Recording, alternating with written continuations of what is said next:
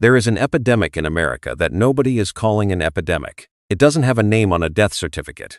It doesn't show up in hospital admission data. But researchers at Harvard, UCLA, and Brigham Young University have now concluded that it is as damaging to physical health as smoking 15 cigarettes a day. It is loneliness. And woven through it, underneath it, feeding it, is boredom. Not the occasional boredom of a slow afternoon. The chronic, identity-level boredom of a life that no longer feels engaging. The kind that sends people scrolling through their phones for 4 hours without being able to tell you a single thing they saw.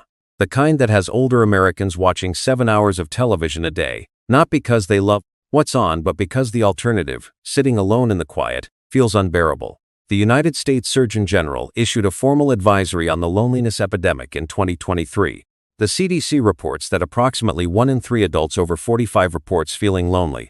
Among adults over 65, the people who built this country, who raised families, who worked for decades, the numbers are worse. And here is what nobody in that conversation is saying loudly enough. Ancient humans were not chronically bored. Ancient humans were not chronically lonely. They did not have attention spans shattered by algorithmic feeds. They did not sit in rooms alone for hours looking for something, anything, that made them feel alive. They had something we have systematically dismantled. And the industries that dismantled it built a $600 billion attention economy on the wreckage. Today we are going to talk about how ancient humans actually engaged with their days. What filled their time, what satisfied their minds, what kept the particular despair of purposeless emptiness at bay. And we are going to talk about who took that from us, how, and why they are still doing it. Before we talk about what ancient humans did with their time, we have to understand what boredom actually is at the neurological level. Because most people think boredom is simply the absence of stimulation. It is not. Boredom is a state of dopamine dysregulation. Dopamine is the brain's primary motivational neurotransmitter. It does not produce pleasure directly. That is a common misconception. What dopamine produces is the drive to seek, to pursue, to engage. It is the neurochemical signal of anticipation and effort. In a healthy dopamine system, ordinary activities, conversation, physical movement, making something, solving a problem, eating a meal, generate sufficient dopamine response to feel engaging and worthwhile. In a dysregulated dopamine system, one that has been repeatedly flooded with supernormal stimulation, the baseline drops. The same ordinary activities that once felt satisfying now feel flat, gray, and pointless. The brain has recalibrated upward. It now requires more, faster, louder, more novel stimulation to feel anything at all. That recalibrated state is chronic boredom, not the absence of things to do. The inability of ordinary things to feel like enough. Ancient humans did not have their dopamine systems dysregulated. Not because their lives were more exciting, they weren't, by any metric of novelty or entertainment variety, but because they were never exposed to the supernormal stimulation that destroys the baseline. No algorithmic feeds designed by teams of engineers to maximize time on platform. No ultra-processed foods engineered with precise combinations of fat, sugar, and salt to override the brain's satiety signals.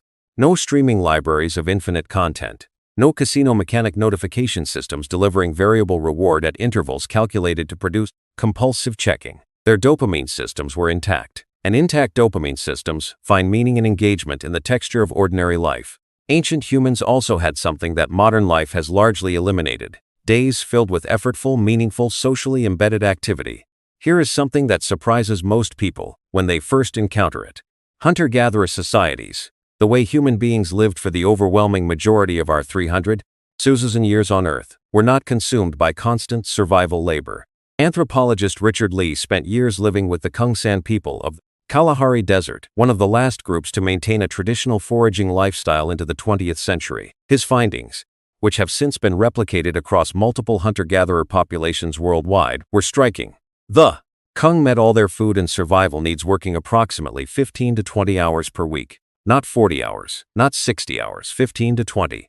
The rest of the time was not empty. It was not idle in the anxious modern sense. It was filled with the activities that the human brain and body were built for.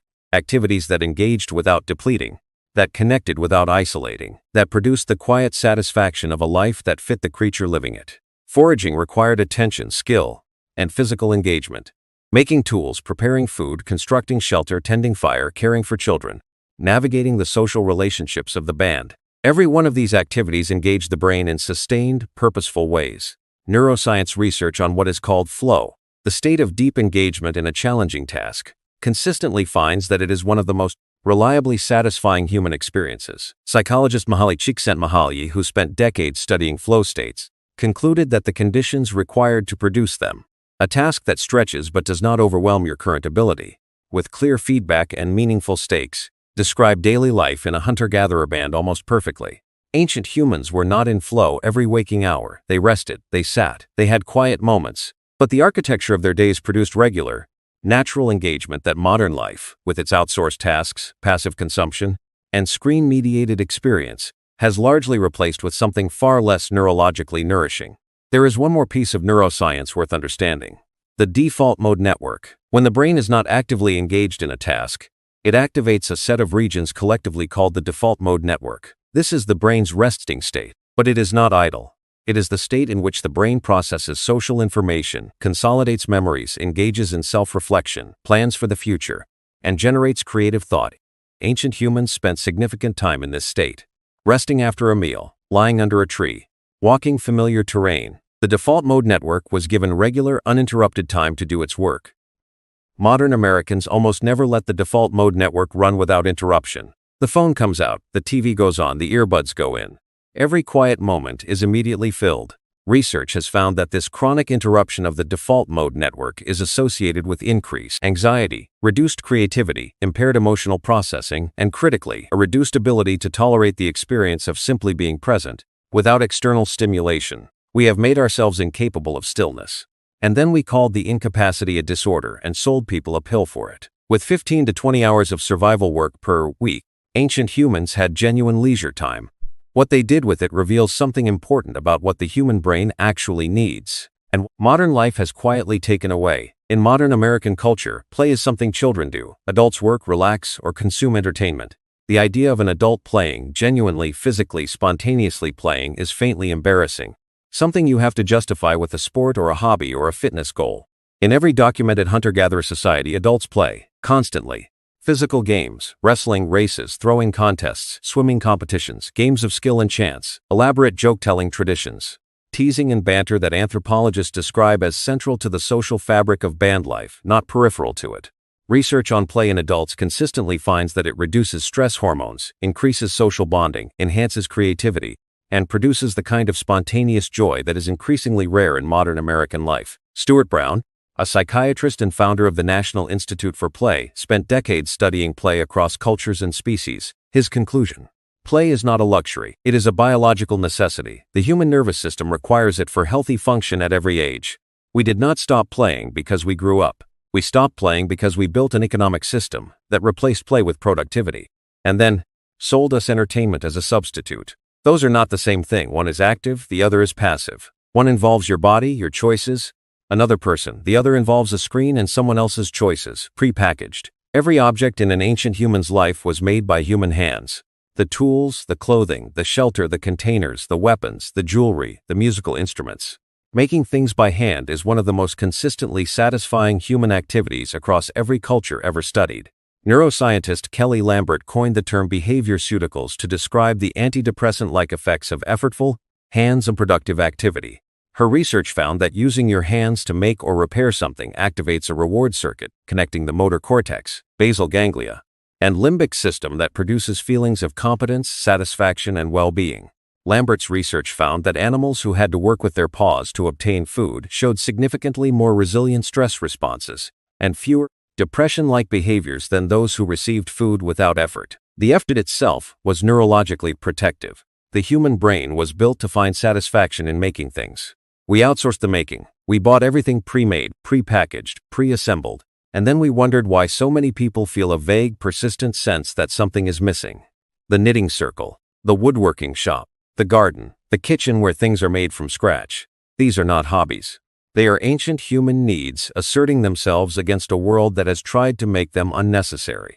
Music and dance were not entertainment in ancient human life. They were social infrastructure, as essential to community health as food sharing or collective defense. Communal singing, drumming, and dance produce measurable neurological effects: increased oxytocin, reduced cortisol, elevated pain tolerance, and a profound sense of connection and belonging that researchers call social bonding.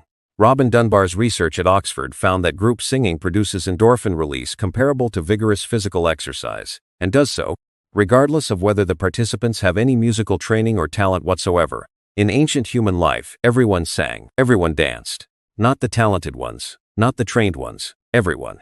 The idea that music performance is something specialists do while the rest of us watch is historically bizarre, a product of the commercialization of entertainment, not a reflection of human nature. Older Americans who grew up singing in church choirs, dancing at community events, playing instruments in family gatherings, and who have since lost those social music contexts, have lost something that their neurobiology still needs and is still asking for. Researchers who have studied evening conversation patterns in traditional hunter-gatherer societies have found something striking. After dark around the fire, the content of conversation changes completely. Daytime talk is mostly practical: food, logistics, who is going where, what needs doing. Evening talk is something else entirely: stories, humor, philosophical speculation, emotional processing. The kind of conversation that does not have a goal except understanding, making sense of the world, of other people, of yourself. These were not passive exchanges, they were active, effortful, reciprocal engagements. Listening deeply to a story requires sustained attention, emotional attunement, and imaginative participation. Telling one requires memory, narrative craft, and social responsiveness.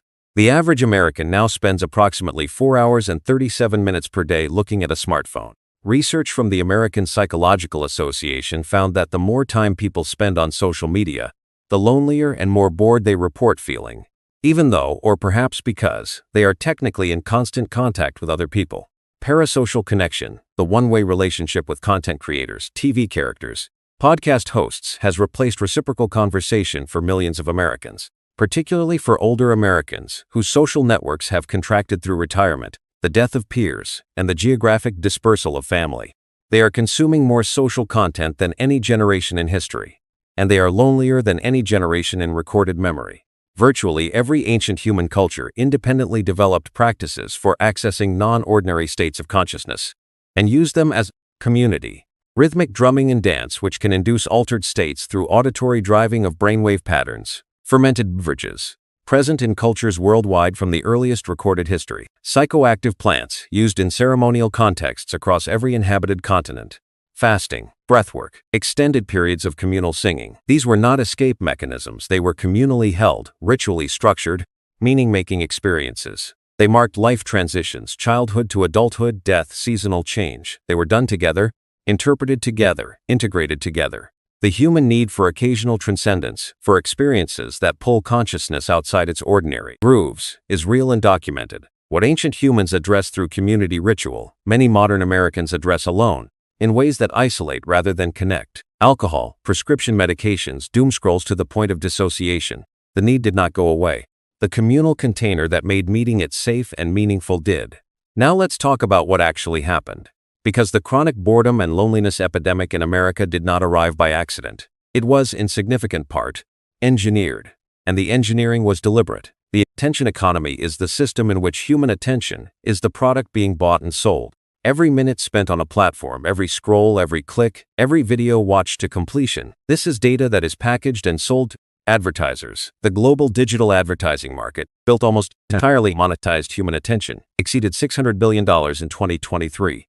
To maximize the time users spend on their platforms, technology companies hired teams of behavioral psychologists, neuroscientists, and game designers to engineer products that exploit the dopamine system as efficiently as possible. Variable reward schedules, the same mechanism that makes slot machines addictive, were built into social media feeds. You do not know if the next scroll will show you something interesting or something dull, and that unpredictability is precisely what makes the behavior compulsive. The brain keeps pulling the lever. Infinite scroll, introduced by former Google design ethicist Asa Raskin, removes the natural stopping point that page breaks once provided. Raskin later publicly apologized for the invention, estimating it costs humanity approximately 200,000 hours of collective attention every day. Notification systems were engineered to produce the same anticipatory dopamine response as a text message from someone you love, regardless of whether the notification contains anything meaningful at all. These are not neutral design choices. They are the deliberate application of addiction science to consumer products used by hundreds of millions of people, including tens of millions of older Americans who adopted smartphones and social media in later life, without any understanding of what the design was doing to their neurology. In 2021, whistleblower Frances Haugen leaked thousands of pages of internal Facebook research to the Wall Street Journal and to Congress. Among the findings, Facebook's own internal research showed that Instagram was associated with increased rates of depression and anxiety, particularly in teenage girls. The research also showed that the platform's engagement maximizing algorithm preferentially amplified emotionally activating content, outrage, fear, conflict, because it generated more engagement than neutral or positive content. Facebook's internal response to these findings was not to change the algorithm. It was to continue optimizing for engagement while managing the public narrative. The congressional hearings that followed produced extensive documentation of what the company knew and when. The regulatory response has been limited. The platform continues to operate with the same fundamental architecture, and older Americans, who adopted Facebook in large numbers as a way to stay connected with family and friends, continue to use it, many of them unaware that the product they are using was not designed to make them feel connected. It was designed to keep them scrolling. Social media is the most recent chapter of a longer story. Television arrived in American homes in the 1950s and within 2 decades had become the primary leisure activity of the average American household. By 2023, the average American over 65 was watching approximately 7 hours of television per day. 7 hours a day of passive one-way consumption. 7 hours a day that is not conversation, not making, not playing, not moving, not creating. Research from the University of Michigan found that each additional hour of television watched per day in older adults was associated with increased cognitive decline over a 6-year period. A 2022 study in the journal PNAS found that watching television for more than 3.5 hours per day was associated with significant decline in verbal memory in adults over 50. The television industry has never been required to disclose these findings to viewers. The streaming industry has amplified the problem with autoplay features that remove even the small activation energy of choosing to watch the next episode. The boredom epidemic is not only a technology story, it is also a food story. Ultra-processed foods, engineered with precise combinations of fat, sugar, salt, and texture to produce supernormal reward responses, dysregulate the dopamine system through the same basic mechanism as social media. Repeated supernormal stimulation that recalibrates the baseline upward. Research from the National Institutes of Health found that people randomly assigned to ultra-processed food diets consumed approximately 500 more calories per day than those eating unprocessed food, not because the food was more calorie-dense, but because the dopamine-driven drive to keep eating was stronger and harder to override. A depleted dopamine baseline from food makes ordinary experience feel duller. It makes the quietness of an unstimulated moment feel more uncomfortable. It creates a low-level restlessness that reaches for the phone, the remote, the snack, the next hit of something that briefly raises the flat line. The food industry, the technology industry, and the entertainment industry are not operating in silos. They are producing complementary products that together create a state of chronic understimulation through overstimulation, a paradox that is one of the defining psychological experiences of modern American life. The rate of ADHD diagnosis in American adults increased by approximately 123% between 2020 and 2024. Acceleration that coincides almost precisely with the mass adoption of smartphones and social media. ADHD medications, Adderall, Vyvanse, and their generics work primarily by increasing dopamine availability in the prefrontal cortex. They compensate for the dopamine deficit that underlies attention and motivation difficulties. The U.S. ADHD medication market exceeds $20 billion annually. The question that this market does not ask loudly, that researchers like Stanford psychiatrist Anna Lembke, author of Dopamine Nation, and NYU professor Adam Alter, author of Irresistible, have been raising for years, is how much of the attention dysfunction being medicated is a genuine neurological condition, and how much is an adaptive response to an environment specifically engineered to destroy the capacity for sustained attention. Medicating a population for a symptom while continuing to sell them the cause is not medicine. It is a business model. Everything we have discussed affects Americans of all ages. But the specific way the attention economy intersects with the life circumstances of older Americans deserves direct examination. For most of American working life, the structure that ancient humans had naturally, effortful, meaningful, socially embedded activity is at least partially provided by employment. Not always meaningfully, not always well, but work provides schedule, purpose, social contact, and a sense of being needed. Retirement removes all of that simultaneously. American culture has not built adequate replacements. The retirement model, decades of working toward freedom from obligation, delivers. For many people, not the leisure paradise it was sold as, but a sudden disorienting absence of structure, purpose, and daily human contact. Research consistently finds that retirement is associated with increased risk of depression, cognitive decline, and, for men in particular, significant increases in mortality in the years immediately following the transition.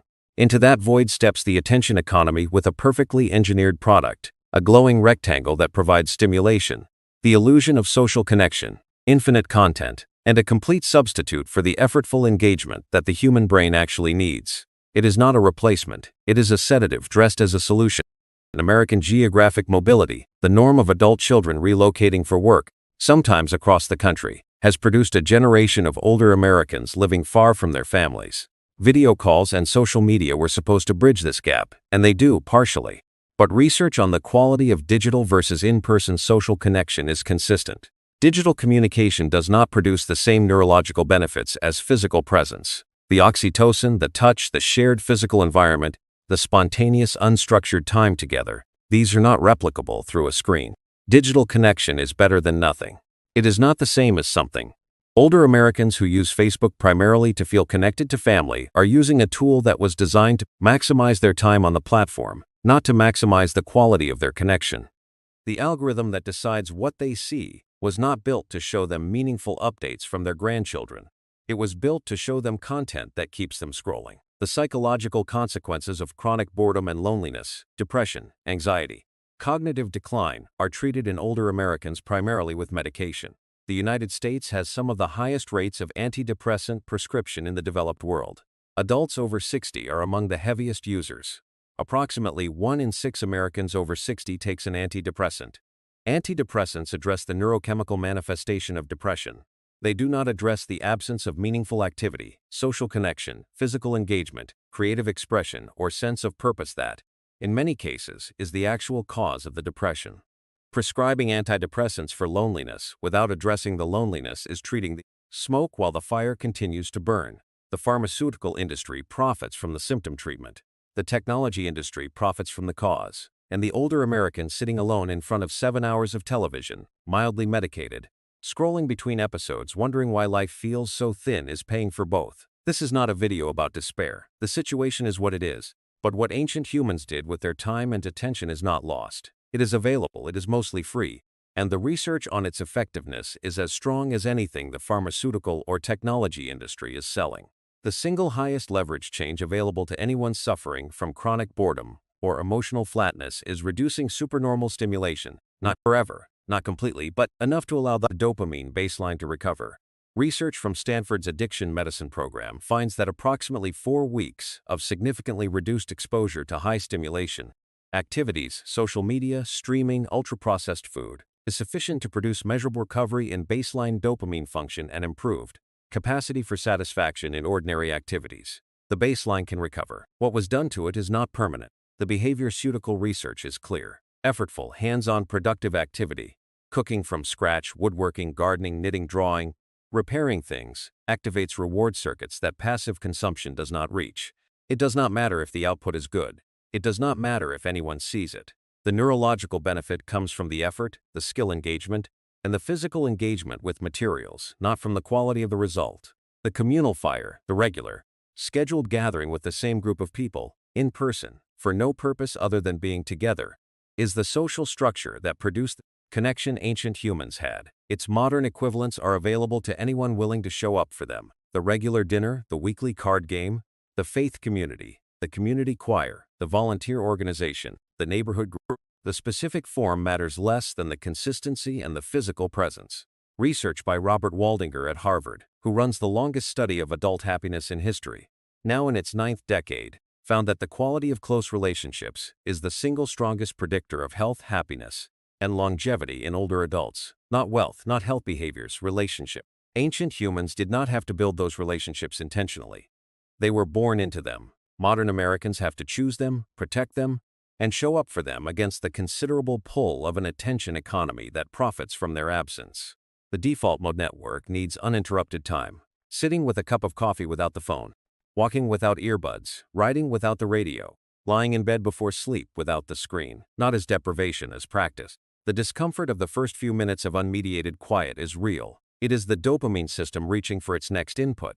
On the other side of those first minutes is something ancient humans had in abundance. The brain doing the quiet, invisible, essential work of making sense of a life. Ancient humans killed boredom with their hands. Their voices, their bodies, and each other. They made things. They told stories. They played. They sang. They sat together in the dark and talked about what it meant to be alive. Nobody sold them a subscription to any of it. We replaced all of it by piece, decade by decade, with products engineered to simulate the feeling of engagement while producing its opposite. We took the making and sold us Amazon. We took the conversation and sold us social media. We took the play and sold us streaming. We took the music and sold us earbuds for one. And for older Americans, who built their lives around the social structures that have since contracted, who adopted the replacement technologies in good faith, who are sitting with the quiet loneliness of a life that should feel full and somehow doesn't, the cost has been enormous. The boredom is not your failure. The loneliness is not your weakness. The flatness is not a character flaw. It is what happens when everything that made human life feel like enough gets replaced with something designed to make you feel like you always need more. Ancient humans woke up and were already enough. The world they lived in confirmed it every day. You deserve a world that does the same. Share this with someone who needs to hear it. Everything referenced here is sourced and linked in the description. Please subscribe to encourage our work. Thank you.